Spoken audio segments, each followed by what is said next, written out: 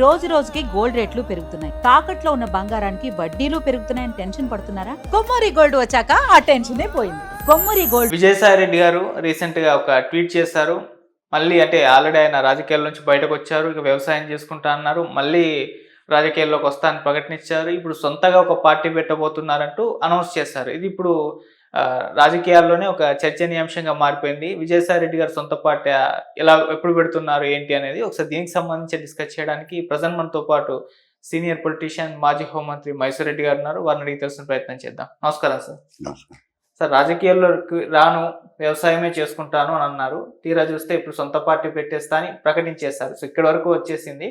మరి సొంత పార్టీ పెడితే ఎంతవరకు ప్రభావం చూపించవచ్చు? ఆయనకి ఏమన్నా ఆదరణ దక్కుతుందా? అసలు ఆ పార్టీ మనగడ ఉంటుందా? ఇటువంటి చర్చలు ఇప్పుడే మొదలైపోయాయి. దీనికి సంబంధించి ఏం చెప్తారు సార్? ఎందుకంటే ఆయన అదినం వైఎస్ఆర్ కాంగ్రెస్ పార్టీకి రాజీనామా చేశారు. ఇంకా నేను రాజకీయాల జోలికి రానన్నాళ్ళండి, వ్యవసాయం చేసుకుంటాను అనలేదు ఆయన. కానీ రాజకీయాల్లో ఎవరు ఎప్పుడైనా రాజకీయాల్లోకి మళ్ళీ యాక్టివ్ అయ్యేదానికి అవకాశం ఉంది. సాధించుకున్నామంత మాత్రాన ఉంటుందని కాదు, మళ్ళీ వచ్చేదానికి అవకాశాలు ఉంటే కనుక తప్పకుండా వస్తుంటారు. ఇటువంటి చాలా జరిగినాయి దేశ చరిత్రలో, ఈ దినం కొత్త ఏం కాదు. ఆయన ఒక పార్టీ పెడతానంటున్నారు. సరే, ఆయన ఎందుకంటే ప్రతి ఒక్కరికి ఆ హక్కు ఉంది. భారతదేశంలో ఎవరైనా పార్టీ పెట్టచ్చు. బట్ గైడ్ లైన్స్ ఉన్నాయి. గైడ్ లైన్స్ ప్రకారము పార్టీ పెట్టుకునేదానికి ఎవరికైనా ఉంది. ప్రజల్లోకి వెళ్ళి ప్రచారం చేసుకునేదానికి అవకాశాలు ఉన్నాయి. చేసుకుంటే ప్రజల్లో ఎంత మద్దతు వస్తుంది అనేది అది తర్వాత విషయం. ప్రజల మద్దతు, వాళ్ళ పార్టీని నడపటము, ఎన్నికల వరకు నడపటము, ఎన్నికల అభ్యర్థులు నిలబెట్టుకోవటము, ఇటువంటి ప్రక్రియ ఎంత ఉంది కదా. ఆ ప్రక్రియ ఎంత మేరకు జరుగుతుంది అనేది అది భవిష్యత్తులో జరగబోయే సంఘటన. ఇప్పుడే చెప్పలేం కదా ఆయన పెడతారా లేదా. పెడతారని ఒక స్టేట్మెంట్ వచ్చింది, పెడతారా లేదా అనేది వేరే సమస్య. సరే, పెట్టినారనుకోండి, వారి ముందర ఇదంతా కార్యక్రమం ఉంటుంది ఏంట. అంతా జరిగిన తర్వాత ఎన్నికల్లో ప్రజల మద్దతును బట్టి ఆ పార్టీ మనుగడ సాగిస్తుంది ఏంట. ఓకే సార్, ఈ పార్టీ అంటే జగన్మోహన్ రెడ్డి గారి పైన కోపం మీద ఆయనకు పోటీగానే పెడుతున్నారు అన్న ఒక న్యూస్ కూడా వినిపిస్తుంది సార్. ఆ రకంగానే ఈ పార్టీని ఏమన్నా ఎస్టాబ్లిష్ చేస్తున్నారా?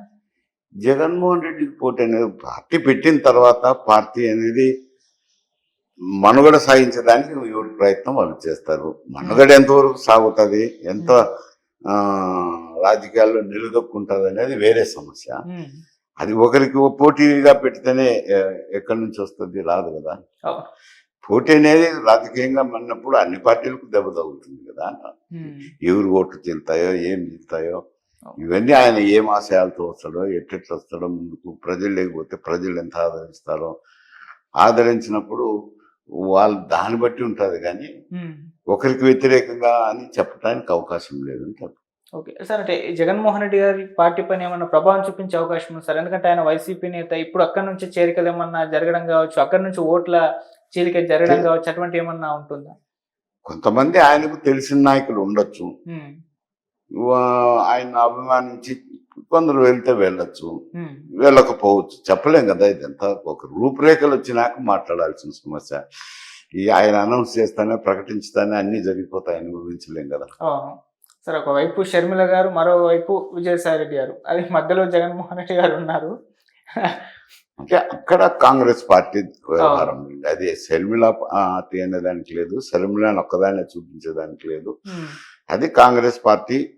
ఎందుకంటే ఆ పార్టీ గతంలో రాష్ట్రాన్ని విభజించినప్పుడు రాష్ట్ర విభజనకు కాంగ్రెస్ పార్టీ కారణమని కూలిపోయింది అది సౌధం. మళ్ళీ రేపు పొద్దున ఇప్పుడైతే వ్యాక్యూమ్ ఉందనుకోండి. ఎందుకంటే అటు తెలుగుదేశం ఇచ్చిన హామీలు నెరవేర్చలేదని ప్రజల్లో కొంచెం అసంతృప్తి ఉంది. ఈయన ప్రజల్లో తిరిగినంగా పూర్తి స్టెబిలైజ్ కావడం లేదు, కొంచెం వ్యాక్యూమ్ ఉంది. ఉన్నప్పుడు సరైన నాయకత్వం ఉండి, సరైన పార్టీ ఉంటే నిలదొక్కునేదానికి మూడో పార్టీకి అవకాశం ఉంది. ఆ అవకాశాన్ని ఎవరు సద్వినియోగం చేసుకుంటారనేది వేరే సమస్య. కాంగ్రెస్ పార్టీనా, కొత్తగా వచ్చిన పార్టీనా, ఇంకొకరు విజయసాయి రెడ్డి పార్టీనా, ఇంకొక పార్టీనా, అది నేను చెప్పలేను ఇప్పుడే. అది ఒక రూపం దాల్చినప్పుడు దాని గురించి ఆలోచన చేయొచ్చు. ఇవన్నీ ఉన్నాయి సమస్యలు అయితే ఓకే. ఆడైతే. సార్ అంటే పార్టీ పెట్టడం అది పక్కన పెడితే సార్ అసలు స్కోప్ ఉంది ఆంధ్రప్రదేశ్లో. అంటే ఇప్పుడు ఆల్రెడీ చూసుకుంటే జనసేన పవన్ కళ్యాణ్ గారు పెట్టారు, టీడీపీ ఉంది, వైసీపీ ఉంది, నేషనల్ 2 పార్టీస్ ఉన్నాయి. అక్కడ అసలు స్పేసే లేదు. మళ్ళీ ఇప్పుడు ఈయన కొత్తగా పార్టీ పెట్టి కాదు అక్కడ ఉండే వైఎస్ఆర్సీపీ పార్టీ, ఉమ్, అటు సైడ్ కూటమి ప్రభుత్వం ఉంది. అవును పవన్ కళ్యాణ్ కూడా కూటమి ప్రభుత్వంలోనే ఉన్నారు. ఉన్నారు. వాళ్ళు సపరేట్గా అయితే కంటెస్ట్ చేస్తామని ఇంతవరకు ఏమనలేదు కదా. అవును. అప్పుడు ఎట్లా లెక్కేస్తాం, అది వ్యాక్యూమ్ నెట్ కిందనే లెక్క కదా. ఓకే. అంటే వాక్యూమ్ ఉంది. మూడో ఫోర్స్కు ఉమ్, ఎవరైనా నేను చెప్పడం మూడో ఫోర్స్కి అయితే ఉంది కదా అంట. ఓకే. అంటే మేబీ ఇప్పుడు అసంతృప్తి అనేది ఒక తెలుగుదేశం అనే కాదు కదా, కూటమి ప్రభుత్వం మీదనే వస్తుంది కదా. ఓకే. సో ఆ లెక్కన మరి విజయసాయి రెడ్డి గారి స్కోప్ అయితే ఉంది. మేబీ ఆయన కష్టపడితే ఆయన స్కోప్ ఉందండి. మూడో మూడో పార్టీ. ఓకే. అది కాంగ్రెస్ అన్న కాబట్టి మూడో ఫోర్స్కు అవకాశం ఉంది అని అంటున్నాను, స్టెబిలైజ్ చేయడానికి. ఓకే. సో మామూలుగా సార్ ఆంధ్రప్రదేశ్ పాలిటిక్స్ కంపేర్ చేస్తే ఎక్కువగా కులం పైన వెళ్తున్నాయి అని చెప్పేసి మనకు ముందు నుంచి తెలిసింది సార్. సో ఇప్పుడు విజయసాయి రెడ్డి గారి బలాబలాలు ఎంత అన్న చర్చ కూడా జోరుగా సాగుతుంది. దానిపైన ఏమైనా చెప్పగలరు? ఇప్పుడే కులాలు ఏం చెప్తాం, ఇది కులాల్లో రకరకాల కుల ప్రాతిపదిక మీదకి వస్తాండి. కానీ ఎట్ట పోలరైజ్ అవుతుందని చెప్పలేను కదా. వచ్చే నాయకుడు, వచ్చే ఫోర్స్ ఎవరు, ఏం దాంట్ని బట్టి కులాల రీఅలైన్మెంట్ రావచ్చు, తప్పదు. అప్పుడు వచ్చినప్పుడు అప్పుడు పరిస్థితి వేరు ఉంటా. Okay sir, thank you so much sir.